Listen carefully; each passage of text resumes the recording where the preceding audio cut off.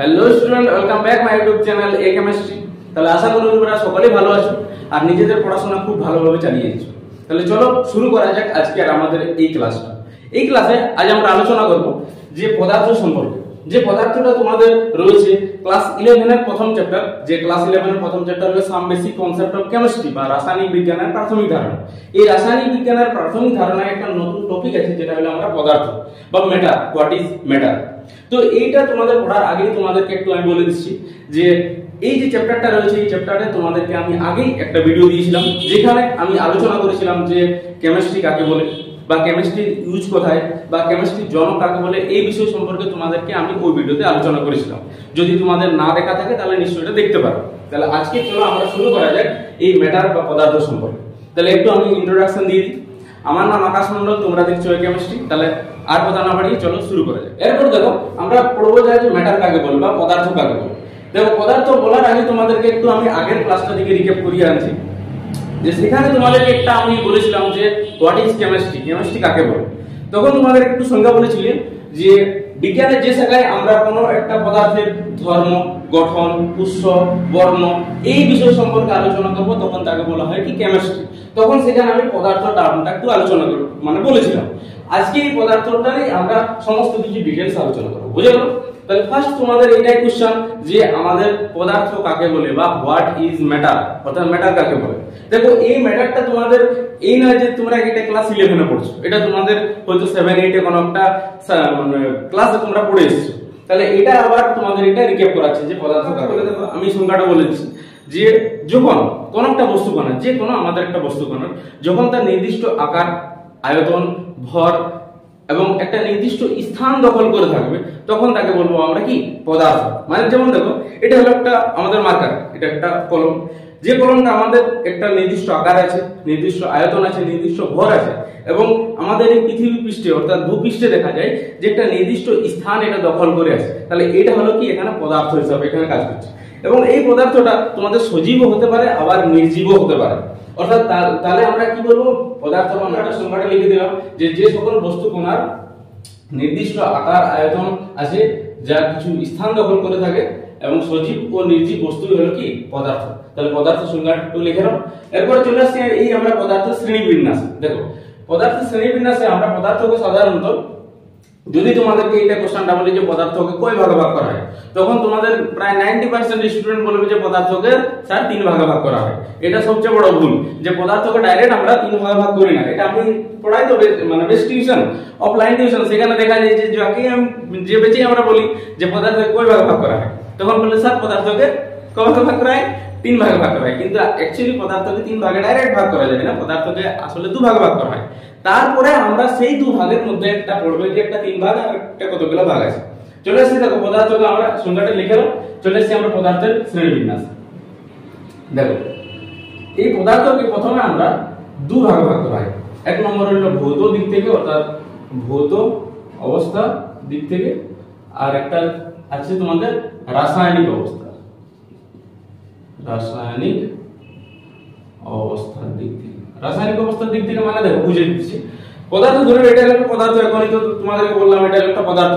আমাদের পৃথিবী পৃষ্ঠে যে কোনো বস্তু আছে সমস্ত কিছু আমাদের পদার্থের মধ্যে সেটা গণ্য করা হচ্ছে। এরপরে চলে আসছে এই পদার্থকে আমরা সাধারণত দেখো ক ভাগে ভাগ করছি, পদার্থকে আমরা 2 ভাগে ভাগ করেছি।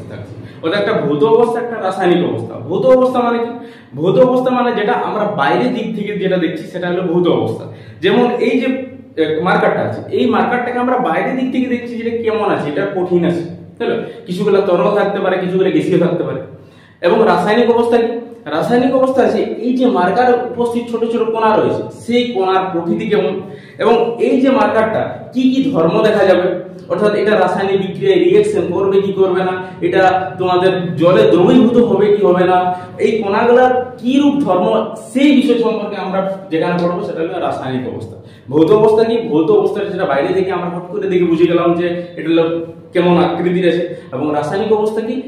এই পদার্থের ছোট ছোট অর্থাৎ যে কণা দ্বারা গঠিত হয়েছে সেই কণার প্রতীক সম্পর্কে যেখানে আলোচনা করবো সেটা হলো রাসায়নিক অবস্থা।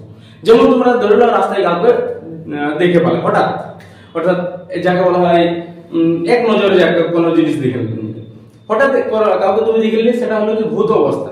এরপরে তুমি যখন হঠাৎ কাউকে দেখলে তখন তার বিষয়ে তুমি যে কিছু ভাবলে সেটা হলো তোমার ভূত অবস্থা। তোমার ওর বিষয়ে তোমার কিছু আইডিয়া নেই, কিন্তু তুমি এক নজরে দেখে যেটা বুঝতে পারলে সেটা হলো ভূত অবস্থা।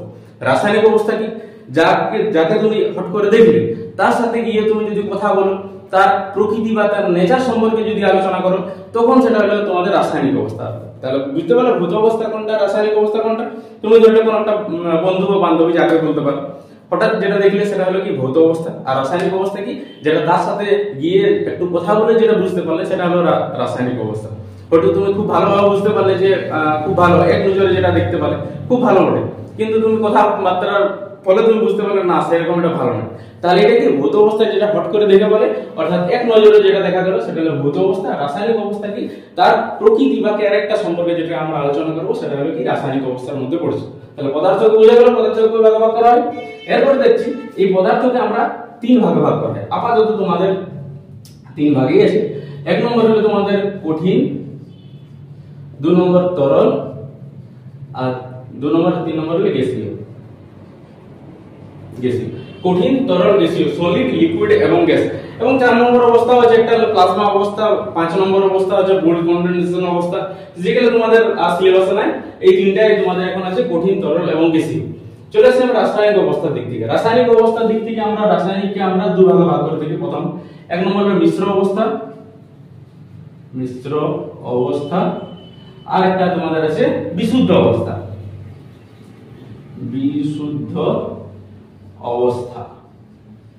এই মিশ্র অবস্থাকে আবার আমরা দু ভাগে ভাগ করব। এক নম্বর হলো সমসত্ব মিশ্রণ,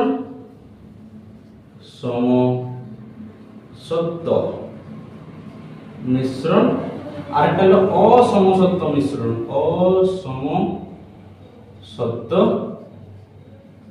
মিশ্রণ। তারপরে আসছে বিশুদ্ধ অবস্থা। বিশুদ্ধ অবস্থাকে আবার আমরা দু ভাগে ভাগ করব। এটা হলো মৌলিক পদার্থ, আর একটা আছে কি যৌগিক পদার্থ।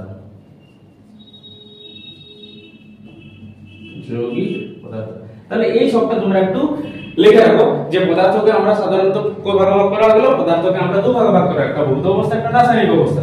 এই ভৌত অবস্থাকে আমরা তিন ভাগে ভাগ করা হলো, একটা কঠিন, তরল এবং গ্যাসীয়। রাসায়নিক অবস্থাকে আমরা দু ভাগে ভাগ করা, একটা মিশ্র অবস্থা, একটা বিশুদ্ধ অবস্থা। এই মিশ্র অবস্থাকে আবার দু ভাগে ভাগ করা, একটা সমসত্ব মিশ্রণ, অসমসত্ব মিশ্রণ।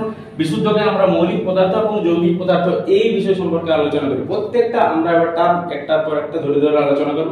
একটু তোমরা লিখে নাও, তারপর আমি আলোচনা করছি। চলো এরপর আমরা আলোচনা করি যে পদার্থের ভৌত অবস্থা সম্পর্কে। দেখো তো, পদার্থের ভৌত অবস্থার মধ্যে আমাদের কি কি আছে? একটা কঠিন অবস্থা আছে, তরল অবস্থা আছে, গ্যাসীয় অবস্থা আছে। কঠিন পদার্থ কাকে বলে? এক নম্বর তরল পদার্থ কাকে বলে? 3 নম্বর আছে গ্যাসীয় পদার্থ কাকে বলে। যখনই তোমরা একটু সংজ্ঞা বলবে তো যে কঠিন পদার্থ কাকে বলে, তখন এই টার্মটা তোমরা ইউজ করবে যে একটা নির্দিষ্ট উষ্ণতায়। যখনই তোমরা বলবে তখন এই টার্মটা তোমাদেরকে ইউজ করতে হবে, একটা নির্দিষ্ট উষ্ণতায়। কারণ দেখো, নির্দিষ্ট উষ্ণতা যদি না তোমরা ইউজ করো তাহলে দেখো কি আছে, এটাকে আমরা এখন কি দেখে পাচ্ছি, বাইরে থেকে দেখে পাচ্ছি যেটা কঠিন অবস্থায় আছে। কিন্তু এখন আমাদের মানে এই অবস্থায় আমাদের টেম্পারেচার কত আছে? প্রায় রুম টেম্পারেচার 25 থেকে 27 ডিগ্রি টেম্পারেচার। ধরলে তোমরা এটা 27 ডিগ্রি টেম্পারেচারে এখন এই পদার্থটাকে আমি এখন কঠিন দেখে পাচ্ছি। কিন্তু যদি তুমি 27 থেকে 72 করে দেবে, তখন কি হবে? তখন এটা কি আস্তে আস্তে গলতে শুরু করে দেবে। তাহলে দেখো, একটা নির্দিষ্ট উষ্ণতায় এটা আমরা কঠিন দেখে পাচ্ছি, কিন্তু যখনই আমরা উষ্ণতার পরিবর্তন করছি তখনই দেখা যাচ্ছে যে এই মার্কারটা তরলে পরিণত হয়ে যাচ্ছে। এবং সেটা যদি আমরা 72 থেকে 200 বা 300 ডিগ্রি সেন্টিগ্রেড করে দিই, তখন সেই তরল পদার্থটা গ্যাসীয় পদার্থে রূপান্তরিত হয়ে যাবে। তাই তোমাদেরকে বলছি, যখনই তোমরা কোনটা সংজ্ঞা লিখবে তখন সেখানে একটা নির্দিষ্ট উষ্ণতায় প্রত্যেকটা কোশ্চেনে অর্থাৎ নির্দিষ্ট উষ্ণতা তোমরা ইউজ করবে। তারপর তোমরা যখন তোমরা একটা সংজ্ঞাটা বলবে তখন কি বলবে যে একটা নির্দিষ্ট উষ্ণতায় যখন কোন একটা পদার্থের কণাগুলি খুব ঘন স্থলে বিশিষ্ট থাকে এবং কণাগুলির মধ্যে অন্তর আণবিক আকর্ষণ বল খুব বেশি হয়ে থাকে এবং যাদের নির্দিষ্ট আকার এবং আয়তন আছে, সেই সকল বস্তুগুলোকে কি বলা হয়? ওটা কঠিন পদার্থ। এবং এরপরে তরলের ক্ষেত্রে কি বলবো, যে একটা নির্দিষ্ট উষ্ণতায় কণাগুলি যখন একটু দূরে দূরে অবস্থান করে কঠিনের তুলনায় এবং যার নির্দিষ্ট আকার নেই কিন্তু নির্দিষ্ট আয়তন আছে, তখন তাকে বলবো তরল। এবং গ্যাসীয় পদার্থ কাকে বলবো? যে একটা নির্দিষ্ট উষ্ণতায় কণাগুলি যখন খুব দূরে দূরে অবস্থান করে এবং যাদের মধ্যে আকর্ষণ বলের পরিমাণ খুবই কম এবং নির্দিষ্ট আকার নেই এবং নির্দিষ্ট আয়তন নেই, তখন তাকে কি বলবো? আমরা গ্যাসীয় পদার্থ। তাহলে কঠিন পদার্থ, তরল পদার্থ, গ্যাসীয় পদার্থ বুঝতে পারলে। কঠিন পদার্থ যখন বলবে তখন ফার্স্ট এক নম্বর লিখবে যে নির্দিষ্ট উষ্ণতায়, এটা আমরা তো ইউজ করতে হবে। এরপর দেখো আমরা এই কঠিন, তরল এবং গ্যাসীয় পদার্থের বিভিন্ন বৈশিষ্ট্য সম্পর্কে আলোচনা করব। ফার্স্ট দেখো কি কি বৈশিষ্ট্য আছে। বৈশিষ্ট্য সম্পর্কে দেখো, কঠিন পদার্থের কি কণাগুলি খুব পাশাপাশি অবস্থান করে, এবং এখানে কঠিন পদার্থের ক্ষেত্রে, তরল পদার্থের ক্ষেত্রে কি হবে, কণাগুলি কঠিনের তুলনায় একটু দূরে দূরে অবস্থান করে, এবং গ্যাসীয় ক্ষেত্রে কি হবে, এই ক্ষেত্রে দেখা যাবে কণাগুলি খুব দূরে দূরে অবস্থান করবে। এটা হলো এক নম্বর আমাদের বৈশিষ্ট্য। দুই নম্বর বৈশিষ্ট্য কি দেখো, দুই নম্বর বৈশিষ্ট্য এদের একটা নির্দিষ্ট আকার এবং আয়তন থাকবে। কি বলো, এটা নির্দিষ্ট আকার এবং আয়তন থাকবে, নির্দিষ্ট আকার ও আয়তন, আয়তন কি থাকবে। আর এখানে কি থাকবে বলো তো, এখানে নির্দিষ্ট আয়তন থাকবে, আয়তন থাকবে, নির্দিষ্ট আকার থাকবে না, আকার থাকবে না। অর্থাৎ তুমি যে পাত্রে, অর্থাৎ এই তরলটা দেখো, তরল একটা নির্দিষ্ট আয়তন আছে কিন্তু তার আকার নেই। মানে কি, তুমি ধরে নাও কোনো একটা এক গ্লাস, তোমার একটা জলের একটা নির্দিষ্ট আয়তন আছে, সেটা তুমি গ্লাসে রাখলে অর্থাৎ গ্লাসের আকারটা সেখানে ধারণ করবে, এবং সেই গ্লাসের জলটাকে তুমি যদি অন্য কোনো পাত্রে রেখে দিও তাহলে সেই পাত্রের আকার ধারণ করে নেবে। তাই তোমাদেরকে বললাম যে নির্দিষ্ট আকার আছে কিন্তু নির্দিষ্ট আয়তন আছে, বাট নির্দিষ্ট আকার নেই। তাহলে এটা হলো তোমাদের তরলের ক্ষেত্রে।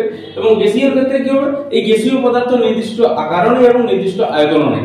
অর্থাৎ এটা তুমি যে পাত্রেই রাখো না কেন, সেই পাত্রের আকার ধারণ করবে এবং তার আয়তনটা কমা বাড়া যায়। তার জন্য তোমাদের এখানে কি বলা যাবে, যেখানে বলা যাবে যে আকার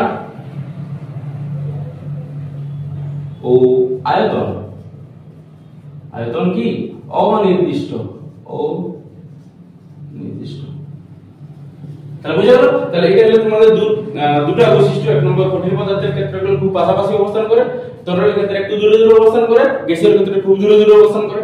এটার ক্ষেত্রে নির্দিষ্ট আকার এবং আয়তন আছে, এর নির্দিষ্ট আয়তন আছে বাট নির্দিষ্ট আকার নেই, এর নির্দিষ্ট আকার এবং আয়তন দুটাই। এরপর দেখো তোমাদের 3 নম্বর বৈশিষ্ট্য। এই 3 নম্বর বৈশিষ্ট্য আছে যে কঠিন পদার্থে উপস্থিত যে কণাগুলো রয়েছে, সেই কণাগুলো একটা নির্দিষ্ট আকর্ষণ বল দ্বারা নিজেদের মধ্যে যুক্ত হয়ে থাকে, যাকে বলা হয় অন্তর আণবিক আকর্ষণ বল, বা আমরা ইংলিশে বলে থাকি ইন্টারমলিকুলার ফোর্স অফ অ্যাট্রাকশন। অর্থাৎ অন্তর আণবিক আকর্ষণ বল কি, আগে একটু ভালো করে বুঝো, তারপর এটা আমি পয়েন্টটা তোমাদেরকে লেখাচ্ছি। অন্তর আণবিক আকর্ষণ বল মানে তোমাদের ধরলেও দুটো কণা রয়েছে, এইরকম এখান থেকে একটা কণা আছে আর এখান থেকে একটা কণা আছে। সেই দুটো কণার মধ্যে হয়তো তাদের মধ্যে আকর্ষণ বল হতে পারে, আবার সেই কণাগুলোর মধ্যে নিজেদের মধ্যে বিকর্ষণ বল হতে পারে।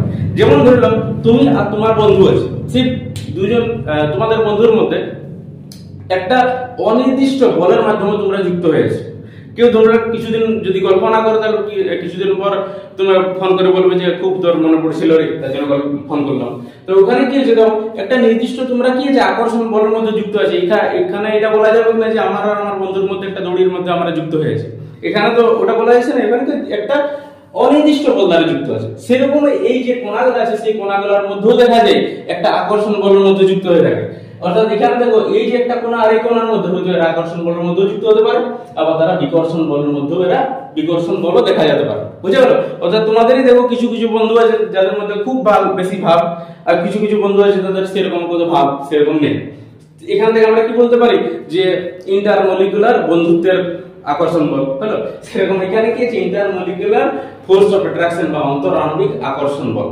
চলে আসছে এখানে কি আছে দেখো, যখন কণাগুলো খুব ঘন সন্ধি বিশিষ্ট আছে, তখন এদের ক্ষেত্রে আমরা বলতে পারি যে তাদের আকর্ষণ বলের পরিমাণটা খুব বেশি আছে বিকর্ষণ বলের তুলনায়। কি আরেকবার বল, যে অন্তর আণবিক আকর্ষণ বল বেশি আছে অন্তর আণবিক বিকর্ষণ বলের তুলনায়। তাহলে এখান থেকে আমরা লিখতে পারি যে inter molecular force of attraction, এটা আমরা লিখতে পারি। Inter molecular force of attraction বেশি থাকে, তার থেকে inter molecular force of repulsion থেকে। অর্থাৎ অন্তর আণবিক আকর্ষণ বেশি আছে অন্তর আণবিক বিকর্ষণ বল থেকে। তার জন্য এটা আমরা কঠিন পদার্থের ক্ষেত্রে এটা লেখা গেল। এখান থেকে তরলের ক্ষেত্রে কি হবে বলতো, তরলের ক্ষেত্রেও দেখা যায় যে কণাগুলোর পাশাপাশি অবস্থান করে কিন্তু কঠিনের তুলনায় একটু কম থাকে। তখন এখান থেকে আমরা লিখতে পারবো যে এখানে আকর্ষণ বলটা খুব বেশি হয়ে থাকে। এখানে কি হলো, এখানে 3 নম্বর পয়েন্ট আছে inter molecular force of attraction force বেশি হয়ে থাকে রিপালশনের তুলনায়, যে ইন্টার মলিকুলার ফোর্স অফ রিপালশনের তুলনায় একটু বেশি হয়ে থাকে, বাট কঠিনের তুলনায় একটু কম। ওই জন্য এখানে আমি দুটো তীর চিহ্ন দিয়ে দেখাচ্ছি, এখানে একটা তীর চিহ্ন দিয়ে দেখাচ্ছি, অর্থাৎ আকর্ষণ বল একটু কম হয়ে থাকে কঠিনের তুলনায়। বুঝে গেল? এটাকে তোমরা বাংলায় লিখতে পারো যে অন্তর আণবিক আকর্ষণ বল বেশি হয়ে থাকে অন্তর আণবিক বিকর্ষণ বলের তুলনায়। এখান থেকে 3 নম্বর বলো তো কি হবে? 3 নম্বর দেখো, কণাগুলো খুব দূরে দূরে অবস্থান করে, অর্থাৎ একটা অপর কণার সাথে সেরকম বেশি আকর্ষণ বলের মধ্যে যুক্ত নাই, তখন এখানে কি বলবো যে ইন্টার মলিকুলার ফোর্স অফ রিপালশনের বলটা আমাদের বেশি হয়ে থাকে, অর্থাৎ বাংলাতে যদি বলি যে অন্তর আণবিক বিকর্ষণ বলের পরিমাণ বেশি হয়ে থাকে আকর্ষণ বলের তুলনায়, তখন এখান থেকে কি লিখবো বলো? ইন্টার মলিকুলার ফোর্স অফ রিপালশনের বলটা বেশি হয়ে থাকে কার থেকে? Inter molecular force of attraction তুলনায়। বুঝা গেল? তাহলে এই পয়েন্ট তিনটা আছে, তিনটা পয়েন্ট তোমাদেরকে লিখে দিয়েছি, আরো দেখাচ্ছি কিছুগুলো পয়েন্ট, তোমরা এটা লেখো, তারপর তোমাদেরকে দেখাচ্ছি। এরপর দেখো তোমাদের 4 নম্বর পয়েন্ট। 4 নম্বর পয়েন্ট, এখান থেকে যখন কঠিন পদার্থ আছে সেই কঠিন পদার্থের কণাগুলো খুব ঘন সন্ধি বিশিষ্ট আকার থাকে, তার জন্য এখানে কি হবে? ঘনত্ব সবচেয়ে বেশি হবে, অর্থাৎ ঘনত্ব বেশি হবে। হ্যালো, এখানে কি হবে? কঠিন তরলের ক্ষেত্রে একটু ঘনত্ব কম হবে, ঘনত্ব কি হবে? কঠিনের তুলনায় ঘনত্ব কঠিনের তুলনায় কি হবে? কম হবে। তাহলে এটা কি? তরল পদার্থের লেখো, যে তরল পদার্থের ঘনত্ব কঠিনের তুলনায় কি হবে? কম হবে। আর গ্যাসীয় পদার্থের ক্ষেত্রে কি হবে বলো তো? গ্যাসীয় পদার্থের ক্ষেত্রে ঘনত্ব সবচেয়ে কম হবে। তাহলে এটা হলো তোমাদের 4 নম্বর পয়েন্ট। এটা 4 নম্বর পয়েন্ট, ঘনত্ব সবচেয়ে কি হবে? কম হবে। তাহলে এটা তোমাদের। এরপর দেখো তোমাদের 5 নম্বর পয়েন্ট। 5 নম্বর পয়েন্ট হলো তোমাদের melting point and boiling point সবচেয়ে বেশি থাকে, অর্থাৎ সবচেয়ে বেশি থাকে মানে কি? এখান থেকে মেল্টিং পয়েন্ট এবং বয়লিং পয়েন্ট, অর্থাৎ যাকে বলা হয় বাংলাতে একটা স্ফুটনাঙ্ক আর একটা হলো গলনাঙ্ক। স্ফুটনাঙ্ক এবং গলনাঙ্ক এটা বেশি হয়ে থাকে, এটা একটু কম হয়ে থাকে, আর এটা সবচেয়ে কম হয়ে থাকে। কারণ দেখো এখানে যে কঠিন পদার্থের উপস্থিত কণাগুলো আছে একটা নির্দিষ্ট আকর্ষণ বল দ্বারা যুক্ত আছে, তাহলে তাদের ক্ষেত্রে দেখা যায় মেল্টিং এবং বয়লিং পয়েন্ট সবচেয়ে বেশি থাকে। এবং এখানে কি হবে? যে এখানে মেল্টিং এবং বয়লিং পয়েন্ট একটু কম হবে। 5 নম্বর, মেল্টিং পয়েন্ট এন্ড বয়লিং পয়েন্টটা একটু কম আছে কঠিনের তুলনায়। আর এখান থেকে কি আছে? 5 নম্বর, মেল্টিং এবং বয়লিং পয়েন্ট খুবই কম হবে। গ্যাসের ক্ষেত্রে আছে, তাহলে এখানে melting point and boiling point কি আছে? কম আছে।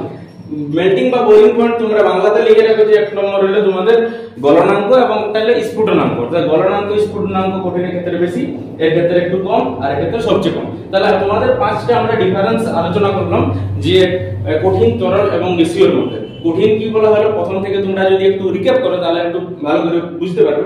কঠিনের ক্ষেত্রে কণাগুলো খুব ঘন সন্নিবিষ্ট ছিল, এখানে কি ছিল? একটু দূরে দূরে অবস্থান করছিল, আর এখানে খুব দূরে দূরে অবস্থান করছিল। 1 নম্বর পয়েন্ট। 2 নম্বর পয়েন্ট কি ছিল? 2 নম্বর পয়েন্ট ছিল এখানে ছিল এদের নির্দিষ্ট আকার এবং আয়তন আছে, নির্দিষ্ট আকার নেই বাট আয়তন আছে, নির্দিষ্ট আকার এবং আয়তন দুটাই নেই। 3 নম্বর কি ছিল? 3 নম্বর ছিল এখানে অন্তর আণবিক আকর্ষণ বল খুব বেশি ছিল অন্তর আণবিক বিকর্ষণ বলের তুলনায়। এখানে আকর্ষণ বল বিকর্ষণ বলের তুলনায় বেশি ছিল কিন্তু কঠিনের তুলনায় কম। আর এখানে কি ছিল? অন্তর আণবিক বিকর্ষণ বলের পরিমাণ বেশি ছিল আকর্ষণ বলের তুলনায়। এটা হলো 3 নম্বর। 4 নম্বর হলো ঘনত্ব বেশি, ঘনত্ব একটু কম আছে, ঘনত্ব সবচেয়ে কম আছে। এরপর কি যে মেল্টিং এবং বয়লিং পয়েন্ট সবচেয়ে বেশি, কঠিনের ক্ষেত্রে, তরলের ক্ষেত্রে একটু কম, আর গ্যাসের ক্ষেত্রে সবচেয়ে কম। তাহলে এই 5টা তোমাদের ডিফারেন্স হলো যেটা আমাদের এই ভৌত অবস্থা বা কঠিন, তরল, গ্যাসের মধ্যে। এরপরে তোমাদেরকে কেউ যদি কোশ্চেন করে যে পদার্থকে কয় ভাগে ভাগ করা হয়, তখন আশা করি তোমরা আর ভুল কথা বলবে না যে পদার্থকে আমরা 3 ভাগে ভাগ করি। পদার্থকে অ্যাকচুয়ালি আমরা 2 ভাগে ভাগ করি, একটা ভৌত ধর্ম, একটা রাসায়নিক ধর্ম। সেই ভৌত ধর্মের মধ্যে আমরা কঠিন, তরল, গ্যাসীয় আছে। বুঝে গেল? এখান থেকে দেখো তো আরেকটা তোমাদের অবস্থা আছে, সেটা হলো প্লাজমা অবস্থা। দেখো প্লাজমা অবস্থা একটু ভালো করে দেখো, তারপর তোমাদেরকে দেখাচ্ছি প্লাজমা অবস্থাটা কি।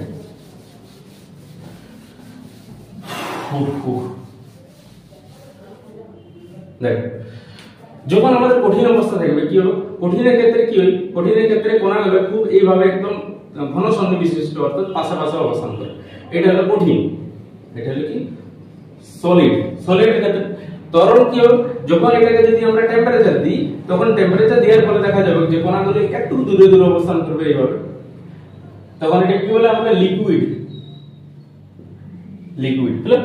এরপর যদি এটাকে আমরা আরো বেশি টেম্পারেচার দেওয়া হয় তখন কি হবে, কণাগুলো আরো এখানে কি হবে দূরে দূরে অবস্থান করবে, তখন এটা কি হলো গ্যাস। তাহলে কি হলো, কঠিন কি আছে দেখো, কঠিন খুব পাশাপাশি অবস্থান করছে। যখনই আমরা বুনসেন বার্নার, এটা হলো বুনসেন বার্নার যেটা হলো তাপ দেওয়া হবে আর কিছু না, এটা যখন এখানে তাপ দিল তখন কি হলো এই কণাগুলো দূরে দূরে অবস্থান করলো, অর্থাৎ তরল আকার থাকবে। আবার তরলটাকে যদি আমরা আরো বেশি তাপ দিয়ে দিই তখন এটা গ্যাসীয় আকার অবস্থান করবে। তাহলে এটা হলো কি তাপ দেওয়ার ফলে এটা আমাদের ঘটনাগুলো ঘটছে। কিন্তু এরপরে যদি আমরা গ্যাসটাকে যদি আরো বেশি পরিমাণে তাপ দেওয়া হয় তখন কি ঘটনা ঘটে, ভালো করে বুঝুন। কঠিনের ক্ষেত্রে তো খুব পাশাপাশি ছিল, তরলের ক্ষেত্রে একটু দূরে হলো, গ্যাসের ক্ষেত্রে আরো দূরে হলো। গ্যাসকে যদি আমরা টেম্পারেচার দিই তখন আবার কি হবে, সেটাই আমাদের অবস্থা প্লাজমা অবস্থা। দেখো গ্যাসের ক্ষেত্রে এই যে কণাগুলো রয়েছে, যে কণাগুলো খুব দূরে দূরে অবস্থান করেছে, সেই কণাগুলোকে যদি আমরা টেম্পারেচার দেওয়া হয় তখন এই কণাগুলো ভেঙে যাবে, আর ভেঙে দিয়ে কি যে ইলেকট্রন, প্রোটন আর নিউট্রন আকারে অবস্থান করবে। এই একটা ইলেকট্রন, প্রোটন আর নিউট্রন আকারে যে অবস্থান করবে ইন্ডিভিজুয়ালি বা এককভাবে, সেটাই হলো আমাদের কি প্লাজমা অবস্থা। তাহলে যখন আমরা কঠিনকে তাপ দিলাম তখন তরলকে তাপ দিলাম গ্যাস, আর গ্যাসকে যখন তাপ দিব তখন তারা ইন্ডিভিজুয়ালি ভেঙে যাবে, আর ভাঙার পরে যেটা তৈরি হবে সেটা হলো আমাদের কি প্লাজমা অবস্থা, যেটা হলো আমাদের পদার্থের 4 নম্বর অবস্থা। এটা আমাদের কৃত্রিম ভাবে তৈরি করা হয়। আর যদি তোমরা দেখো তাহলে সূর্যালোকে দেখা যায় যে কণাগুলো খুব বেশি টেম্পারেচার থাকার ফলে তারা প্লাজমা অবস্থায় কি করে অবস্থান করে, বুঝে গেল? তাহলে কঠিন, তরল এবং গ্যাসীয় কি চলে আসছে আমরা কঠিন, তরল, গ্যাসীয়র মধ্যে। আর একটু ছিল এটা দেখো, এখানে কঠিন, এটা তরল এবং গ্যাসীয়, এটা বুঝতে পারছো, এটা গ্যাসীয় বলো, এটা আমি বলে দিচ্ছি যদি তোমাদের রিফ্লেক্ট করে তাহলে একটু ম্যানেজ করবে, এটা হলো গ্যাসীয়। যদি কঠিনকে আমরা টেম্পারেচার দেওয়া হয় তখন এটা তরলে আসবে, অর্থাৎ তাপ কি করতে হবে বলো, তাপ দিতে হবে, যাকে বলা হয় তাপ, ভালো বাংলা যদি বলা হয় তাপ প্রদান করতে হবে। হ্যালো, তাপ যখনই আমরা প্রদান করব তখন এটা কঠিন থেকে তরলে যাবে। তরলকে যদি আমরা আরো তাপ প্রদান করি, অর্থাৎ তাপ যদি দেওয়া হয় তখন দেখা যাবে কি তাপ তরলটা কোথায় চলে যাবে, গ্যাসীয়তে তাপ প্রদান করতে হবে। হ্যালো, এরপরে যদি গ্যাসকে যদি আমরা ভালো করে গ্যাসকে যদি আমরা শীতল করা হয়, অর্থাৎ তাপটা শোষণ করে না হয়, তখন দেখা যাবে গ্যাসটা কোথায় তরলে কনভার্ট হয়ে যাবে। তাহলে কি হবে, তাপ যদি আমরা শোষণ করা হয় তখন দেখা যাবে কি গ্যাসটা তরলে কনভার্ট করবে। আবার যদি আমরা তরলটাকে যদি তাপ শোষণ করি তখন দেখা যাবে যে তরলটা কোথায় চলে যাবে, কঠিনে চলে যাবে। তাহলে এটা তাপ শোষণ যদি করা হয় তখন এটা হলো আমাদের কঠিনে চলে আসবে, বুঝা গেল? তাহলে এটা হলো আমাদের তোমাদের একটা কন্ডিশন, যেখানে কঠিনকে যখন আমরা তাপ প্রদান করব তখন তরলে যাবে, তরলকে আরো যখন তাপ প্রদান করব তখন গ্যাসীয় হয়ে যাবে, গ্যাসীয় থেকে তাপ যখন আমরা নিয়ে নেব শোষণ করব তখন এটা তরলে আসবে, তরল থেকে যদি আমরা তাপ শোষণ করে নিই তখন সেটা কোথায় আসবে, কঠিন পদার্থ আসে যাবে। তাহলে এই সকল বিষয় তোমাদের ভৌত অবস্থা সম্পর্কে আমাদের শেষ হলো। এরপরে চলে আসছে আমরা রাসায়নিক অবস্থা, অর্থাৎ পদার্থের আমাদের 2 নম্বর অবস্থা যেটা আছে। একটা হলো ভৌত অবস্থা শেষ হলো, যেটা আমরা হট করে বাইরে থেকে দেখে বুঝতে পারলাম, সেটা হলো ভৌত অবস্থা। এবং রাসায়নিক অবস্থায় চলে আসছি। রাসায়নিক অবস্থায় কি হবে সেটা আমরা এরপর ভিতরে কিছু জিনিস আমরা সেখানে শিখবো বা জানবো। চলো আর কথা না বাড়িয়ে শুরু করা যাক। ঠিক তো, ঠিক একটা কি আছে রাসায়নিক অবস্থা। তো একটু লেকচারটা একটু বড় হবে, কারণ কারণে একটু অ্যাডজাস্ট করে নাও। দেখো কোনো জিনিস যখন তোমরা একটু ডিটেইলস বুঝতে চাইবে বা বুঝবে তখন একটু টাইম তোমাদেরকে দিতে হবে। আর তোমাদের এখন যে সিচুয়েশন বা এখন যে অবস্থা, সবাই টিকটক বা শর্টে মত্ত হয়ে গেছে। শর্ট কি 1 থেকে 2 মিনিট, 1 মিনিটের শর্ট, যেটা কি যে নিজের একটা পেশেন্সটা হারিয়ে ফেলেছে। তত বড় বড় ভিডিও দেখতে তাদের হয়তো একটু দ্বিধা হবে। কিন্তু তোমরা যদি কিছু শিখতে চাও তাহলে একটু তোমাদেরকে বড় ভিডিও বা লং ভিডিও দেখতে হবে, কোনো কারণে। চলে আসছি আমরা নিজের টপিকে, যেটা হলো আমরা কি রাসায়নিক অবস্থা। রাসায়নিক অবস্থা সমস্ত জিনিস তো তোমাদের 1 মিনিটের মধ্যে পাবে না, এগুলা একটু তোমাদেরকে লং ভিডিওর মধ্যে আসতে হবে, কোনো কারণে। চলে আসছি দেখো রাসায়নিক অবস্থা। রাসায়নিক অবস্থাকে আমরা কোন ভাগে ভাগ করেছিলাম? রাসায়নিক অবস্থাকে আমরা 2 ভাগে ভাগ করেছিলাম। কি কি? 1 নম্বর হলো তোমাদের ভৌত রাসায়নিক মিশ্র অবস্থা ছিল। তো ঠিক একটা মিশ্র অবস্থা, আর একটা হলো কি বিশুদ্ধ অবস্থা। বিশুদ্ধ অবস্থা। হলো, একটা লিখে মিশ্র অবস্থা এবং বিশুদ্ধ অবস্থা। দেখো মিশ্র অবস্থা কাকে বলে আর বিশুদ্ধ অবস্থা কাকে বলে আগে তোমাদেরকে বুঝিয়ে দিচ্ছি। দেখো মিশ্র অবস্থা কাকে বলে, মিশ্র অর্থাৎ আমরা মিশ্রণ করে আছি, যে কোনো আমাদের বস্তুকণা আছে সেই বস্তুকণাগুলো যে কোনো অনুপাতে যদি তোমরা মিশ্রিত করো সেটা হলো মিশ্রণ অবস্থা বা মিশ্রিত অবস্থা। বুঝে গেল? যেমন তোমরা ধরে নাও একটা গিলাস, এটা হলো একটা গিলাস, বুঝলে বিভিন্ন একটা গিলাস, সেই গিলাসে তোমাদের জল দেওয়া আছে, এখানে এটা জল, বাইরে থেকে আমরা এখান থেকে চিনি এড করব, এটা হলো জল আছে আর বাইরে থেকে আমরা এখান থেকে চিনি এড করা হবে, চিনি যোগ করা হবে। যখন জল আর চিনি আমরা দেব তখন কি একটা শরবত তৈরি হবে, আর সেই শরবতে আমরা যে কোনো অনুপাতে চিনি এখানে মেশাতে পারি, তখন তাকে আমরা কি বলবো, শরবতই বলে থাকবো। এটাকে আমরা যাকে বলা হয় মিশ্র অবস্থা। বুঝা গেল? অর্থাৎ জলের মধ্যে যখন আমরা যে কোনো অনুপাতে যখন চিনিটা অ্যাড করব তখন তাকে বলা হয় মিশ্র অবস্থা। এই মিশ্র অবস্থা কি, যে আমরা কোনো একটা পদার্থ অপর কোনো একটা পদার্থের সঙ্গে যে কোনো অনুপাতে যদি মেশানো হয় তখন তাকে বলা হয় কি, মিশ্র অবস্থা। তাহলে মিশ্র অবস্থায় কি আছে, মিশ্র অবস্থায় আছে দুই, বলো, দুই বা ততোধিক পদার্থকে যদি আমরা কি যে কোনো অনুপাতে মেশানো হলে তাকে কি বলবো আমরা, মিশ্র অবস্থা। তাহলে বিশুদ্ধ অবস্থাটা এখন নিজের থেকে বলা যায়। বিশুদ্ধ অবস্থা কাকে বলে? বিশুদ্ধ অবস্থা যখন আমরা যে কোনো আমরা দুই বা ততোধিক পদার্থ যখন একটা আমরা নির্দিষ্ট অনুপাতে যুক্ত করব তখন তাকে কি বলবো আমরা, বিশুদ্ধ অবস্থা। মিশ্র অবস্থা ছিল যে কোনো অনুপাতে, আর বিশুদ্ধ অবস্থা একটা নির্দিষ্ট অনুপাতে যুক্ত করব, সেটা হলো কি আমাদের, এটা হলো বিশুদ্ধ অবস্থা। কি হবে বলো, দুই বা ততোধিক, এখান থেকে তোমরা বুঝতে পারছো না হয়তো, এটা রিফ্লেক্ট হচ্ছে, এই জায়গাটা লিখে দিচ্ছি যে দুই বা ততোধিক পদার্থকে যদি আমরা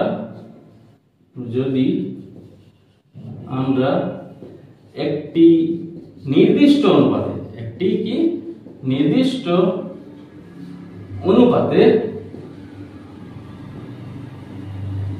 যুক্ত করা হয় তখন তাকে কি বলবো আমরা, যেমন দেখো, যেমন আমরা এখান থেকে জল নিয়ে আসছি, জলটা দেখো, এই জলটা দেখো, জলের যদি আমরা কি কি আছে, জলের মধ্যে উপস্থিত হাইড্রোজেন এবং অক্সিজেন আছে জলের মধ্যে, অর্থাৎ হাইড্রোজেন কটা আছে, হাইড্রোজেন আছে দুটো, আর আমরা হাইড্রোজেনের ভর জানি 1, তাহলে 1:2, আর অক্সিজেন কটা আছে, অক্সিজেন আছে একটা, আর অক্সিজেনের ভর কত কটা, অক্সিজেনের ভর হলো 16, তাহলে 2:16, এটা 1:8। তাহলে দেখো এখানে হাইড্রোজেন এবং অক্সিজেন তাদের ভরের অনুপাত কত কটা, 1:8। তাহলে এই যে জলটা রয়েছে সেই জলটা দেখা যাবে যে 1:8 অনুপাতে তারা নিজেদের মধ্যে যুক্ত হয়ে যৌগ গঠনটা করেছে। বুঝা গেল? তাহলে এটা হলো তোমাদের বিশুদ্ধ অবস্থা।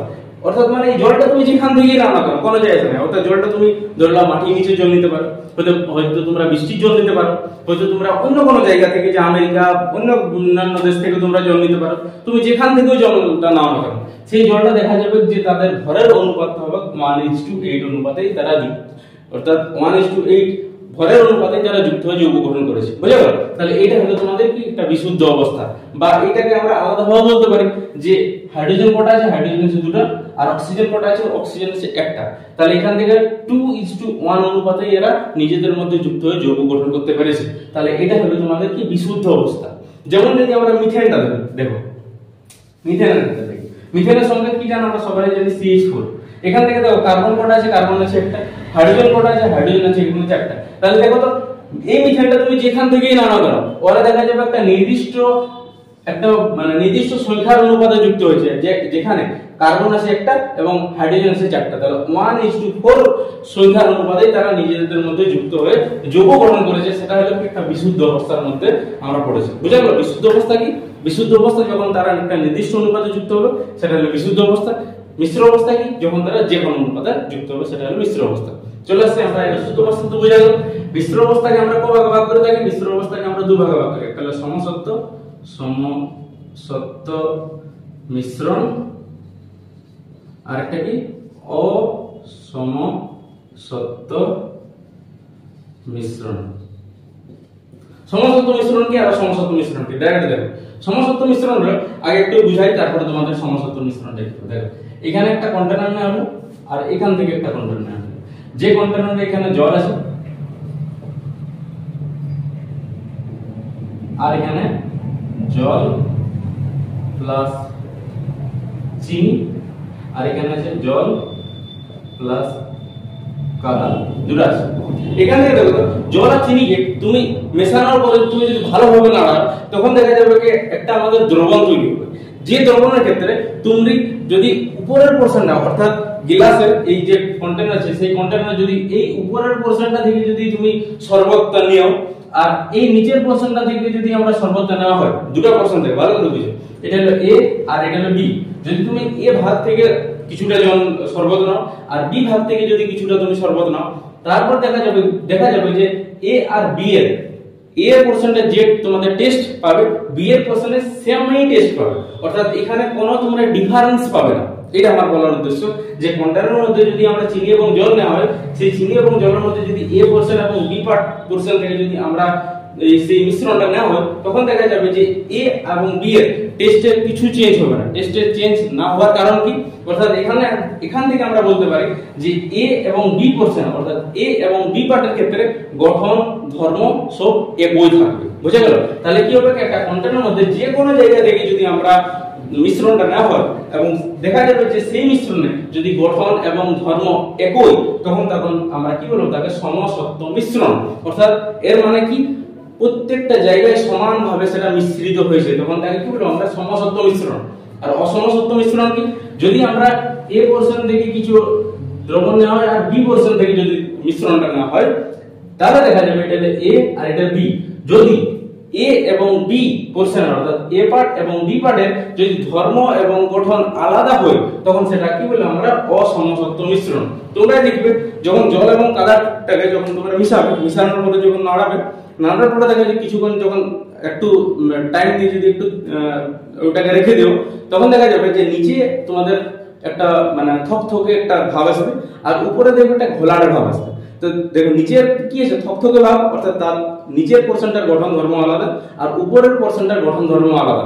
তার কারণ কি, তার কারণ হলো কি, উপরে এবং নিচের পোরশনের তারা নিজেদের মধ্যে খুব ভালোভাবে নিজেদের কি আছে যুক্ত হয় না, তার জন্য এখানে কি আছে এ এবং বি এর গঠন ধর্ম সম্পূর্ণ আলাদা। তাহলে সমসত্ব মিশ্রণ কি, সমসত্ব মিশ্রণ যদি আমাদের এই পোরশনটার এ এবং বি এর কি গঠন এবং ধর্ম যদি সেম বা সমান হয়, তখন তাকে বলবো কি সমসত্ব মিশ্রণ। আর অসমসত্ব মিশ্রণ কি, যে মিশ্রণে ভিন্ন ভিন্ন অংশের গঠন এবং ধর্ম কি বলো, গঠন এবং ধর্ম ভিন্ন ভিন্ন হবে, তখন তাকে কি বলবো আমরা অসমসত্ব মিশ্রণ। তাহলে বুঝা গেল সমসত্ব মিশ্রণ আর অসমসত্ব মিশ্রণ কোনটা। চলে আসছে আমরা বিশুদ্ধ অবস্থা। এই বিশুদ্ধ অবস্থার মধ্যে দুভাগে ভাগ করব, একটা হলো মৌলিক পদার্থ আর একটা হলো তোমাদের কি যৌগিক পদার্থ। যৌগিক পদার্থ, মৌলিক পদার্থ কাকে বলে, যৌগিক পদার্থ কাকে বলে। দেখো মৌলিক পদার্থ কি আর যৌগিক পদার্থ কি। ফার্স্ট এটা দেখো কি আছে বিশুদ্ধ অবস্থা। বিশুদ্ধ অবস্থা মানে যে কোনো অনুপাতের একটা নির্দিষ্ট অনুপাতে তারা যুক্ত হবে, সেটা হলো বিশুদ্ধ অবস্থা। তাহলে মৌলিক পদার্থ কাকে বলে, অর্থাৎ একই প্রকৃতির মৌল, কি একই প্রকৃতির মৌল যখন একটা নির্দিষ্ট অনুপাতে যুক্ত হবে তখন সেটা হলো মৌলিক পদার্থ।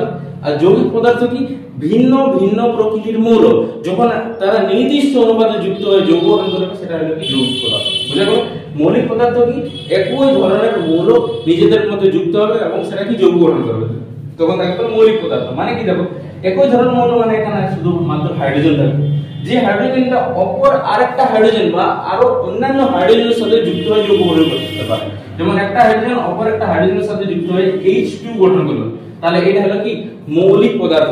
যেখানে একটা হাইড্রোজেন এবং অপর হাইড্রোজেন 1:1 অনুপাতে নিজেদের মধ্যে যুক্ত হয়ে কি করেছে, যৌগ গঠন করেছে, তখন এটা কি বলবো আমরা মৌলিক পদার্থ। যেমন Cl2 ক্লোরিন, অর্থাৎ একই প্রকৃতির মৌল নিজেদের মধ্যে যুক্ত হয়ে যৌগ গঠন করেছে, সেটা হলো কি মৌলিক পদার্থ। এটা কি এর অনুপাত কত, 1:1। বুঝা গেল? যেমন O2 N2 এগুলা কি আছে, এগুলা সমস্ত কিছু মৌলিক পদার্থ, অর্থাৎ একই প্রকৃতির মৌল। তাহলে যৌগিক পদার্থ কাকে বলবো, যৌগিক পদার্থ হলো ভিন্ন ভিন্ন মৌল যখন তারা একটা নির্দিষ্ট অনুপাতে যুক্ত হয়ে যৌগ গঠন করেছে তখন তাকে বলে কি যৌগিক পদার্থ। ভিন্ন ভিন্ন মানে যেমন একটা H আর একটা Cl, দেখো এটা একটা ডিফারেন্ট মৌল এবং ক্লোরিনটা একটা ডিফারেন্ট মৌল, ভিন্ন ভিন্ন মৌল নিজেদের মধ্যে যুক্ত হয়ে কি হয়েছে HCl। HCl একটা অ্যাসিড, অর্থাৎ HCl গঠন করেছে, বুঝা গেল? যেমন হাইড্রোক্লোরিক অ্যাসিড এটাকে বলা হয় HCl। যেমন আছে H2SO4, H2SO4 অর্থাৎ হাইড্রোজেন কটা আছে, এখানে হাইড্রোজেন আছে দুটো, সালফার কটা আছে, সালফার আছে একটা, অক্সিজেন কটা আছে, অক্সিজেন আছে এখানে চারটা। তাহলে এখান থেকে দেখো 2:1:4 অনুপাতে অর্থাৎ নির্দিষ্ট অনুপাতে তারা যুক্ত হয়ে যৌগ গঠন করেছে, এটা হলো সালফিউরিক অ্যাসিড H2SO4। যেমন আছে NO2, দেখো এটা ভিন্ন ভিন্ন মৌল তারা কি আছে একটা নির্দিষ্ট অনুপাতে যুক্ত হয়েছে, কি 1:2 অনুপাতে যুক্ত হয়ে কি করেছে যৌগ গঠন করেছে, তখন সেটা কি বলবো আমরা যৌগিক পদার্থ। তাহলে এইগুলা হলো তোমাদের পদার্থের সমস্ত মানে যাকে বলে শ্রেণীবিন্যাস। যে প্রথমে আমি কি বলবো, প্রথমে থেকে তোমাদের একটু রিক্যাপ করিয়ে দিচ্ছি। ফার্স্ট আছে তোমাদের পদার্থ সম্পর্কে বলা গেল। পদার্থ কাকে বলে?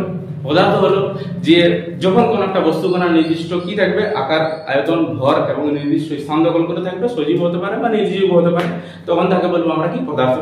পদার্থকে আমরা ভাগে ভাগ করে থাকি। পদার্থকে অ্যাকচুয়ালি আমরা দুভাগে ভাগ করা হয়। এক নম্বরে ভৌত দিক থেকে, এটা রাসায়নিক দিক থেকে। ভৌত দিক থেকে মানে কোনটা? ভৌত দিক থেকে যেটা আমরা বাইরের দিক থেকে দেখছি সেটা হলো ভৌত দিক থেকে, এবং রাসায়নিক দিক থেকে কোনটা? যেটা আমরা অভ্যন্তরীণ কিছু বিষয় দেখছি সেটা হলো রাসায়নিক দিক থেকে। ভৌত দিকের মধ্যে আমরা তিন ভাগ করে থাকি। এক নম্বর কঠিন, তরল এবং গ্যাসীয়, কিন্তু প্লাজমা এবং গোল্ড কনডেন্সারের অবস্থা দেখা যায়। এখন তোমাদেরকে যেটা আলোচনা করা হলো সেটা কঠিন, তরল এবং গ্যাসীয়টাই। কঠিন পদার্থ কাকে বলে? কঠিন পদার্থ কাকে বলে? যখন একটা নির্দিষ্ট উষ্ণতায় কণাগুলি খুব ঘন সন্নিবিষ্ট অবস্থান থাকবে এবং কণাগুলোর মধ্যে একটা নির্দিষ্ট আকর্ষণ বলের মাধ্যমে যুক্ত থাকবে, তখন তাকে কি বলে? কঠিন পদার্থ। গ্যাসীয় আর তরল তোমরা নিজেরা আবার পড়ে নেবে। তারপরে চলে আসবে প্লাজমা অবস্থা। প্লাজমা অবস্থা কি থাকবে? গ্যাসীয় পদার্থকে যদি আমরা আরো বেশি টেম্পারেচার দেওয়া হয় তখন দেখা যাবে সেই গ্যাসীয় পদার্থটা আবার ভেঙে যাবে, ওই ইলেকট্রন, প্রোটন, নিউট্রন আকার ভেঙে যাবে। সেটা হলো আমাদের কি প্লাজমা অবস্থা, যেটা আমাদের কি প্রাকৃতিকে অবস্থান করে না। এরপরে চলে আসছি আমরা এই রাসায়নিক দিক থেকে। রাসায়নিক দিক থেকে মানে কোনটা? যেটা আমাদের রাসায়নিক বিক্রিয়ার মাধ্যমে আমরা দেখব। যেমন কি আছে একটা মিশ্র অবস্থা, একটা বিশুদ্ধ অবস্থা। মিশ্র অবস্থা কি হবে? যখন আমরা দুই বা ততোধিক পদার্থ যখন একটা যে কোনো অনুপাতে যখন যুক্ত থাকবে তখন সেটাকে আমরা মিশ্র অবস্থা। আর বিশুদ্ধ অবস্থা কি হবে? যখন আমরা একটা নির্দিষ্ট অনুপাতে যখন তারা যুক্ত থাকবে দুই বা ততোধিক পদার্থ, সেটা হলো একটা বিশুদ্ধ অবস্থা। মিশ্র অবস্থার মধ্যে দুভাগ ভাগ করে, একটা সমসত্ব, অসমসত্ব মিশ্রণ। সমসত্ব মিশ্রণ কি? সমসত্ব মিশ্রণ অর্থাৎ যে মিশ্রণে কণাগুলো সমানভাবে যুক্ত হয়ে থাকবে অর্থাৎ সমানভাবে অবস্থান করবে, তখন সেটা হলো সমসত্ব মিশ্রণ। অর্থাৎ এ এবং বি পোরশন যদি দেখা হয় তাহলে অর্থাৎ এ আর বি পোরশনে যে কোনো যদি পোরশন দেখা হয় তখন দেখা যাবে তাদের গঠন এবং ধর্ম সমান দেখা যাবে, বুঝে গেল? আর এখান থেকে কি হচ্ছে, জল এবং কাদার ক্ষেত্রে দেখা গেল যদি আমরা এ এবং বি পোরশন নেওয়া হয় তাহলে দেখা যাবে এ এবং বি এর ধর্ম এবং গঠন সম্পূর্ণ আলাদা হবে। সেটা হলো কি একটা অসমসত্ব মিশ্রণ, বুঝে গেল? এরপরে চলে আসছে আমরা বিশুদ্ধ অবস্থা। বিশুদ্ধ অবস্থার মধ্যে আছে একটা মৌলিক পদার্থ এবং একটা যৌগিক পদার্থ। মৌলিক পদার্থ কাকে বলে? মৌলিক পদার্থ হলো তোমাদের যখন আমাদের একই প্রকৃতির মৌল যখন একটা নির্দিষ্ট অনুপাতে যুক্ত থাকবে তখন সেটাকে বলা হয় মৌলিক পদার্থ। যৌগিক পদার্থ কাকে বলা হয়? যখন ভিন্ন ভিন্ন পদার্থের অর্থাৎ ভিন্ন ভিন্ন মৌল যখন একটা নির্দিষ্ট অনুপাতে যুক্ত হয়ে যৌগ গঠন করবে সেটা হলো কি যৌগিক পদার্থ।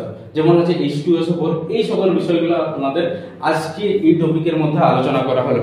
যদি তোমাদের কোনো কনফিউজ থাকে এই টপিক সম্পর্কে তাহলে নিশ্চয়ই তোমরা কমেন্ট সেকশনে জানাও, আমি আশা করি যত সম্ভব রিপ্লাই দেওয়ার চেষ্টা করব।